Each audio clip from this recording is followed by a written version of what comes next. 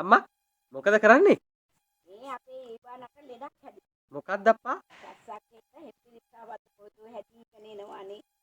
මේ පිහෙද්දින් දක්වත් ගේන්න බලන්න ඕන දැන්. ඉතින් ඕන් ඇහෙනවා පේනවා. අයියෝ පව් අප්පා දැක්කම හිනා යනවා මට. එළුවෙක් වගේ වෙලා වූ. ඒක තමයි ඉවනයි එහෙම තමයි වෙලා තියෙන්නේ. හෙප්පිරිස්සාවත් පොතු හැදීගෙන එන ඔය ආ ඒකයි. මේ පිහෙත් ටිකක්වත් ගන්න. පිහෙත් පෙත්තක්වත් දෙන්න වෙයි පාඩ. 19 වෙනුවට කෝල් එකක් දෙන්නද? ඕනේ මම පිහෙත් විතර කියනවනේ.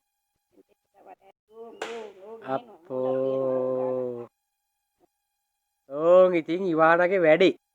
ඉවනගේ වැටේ තමයි. දැක්කත් හැටිලා. හෙප්පිරිස්සාවත් පොතු හැදි.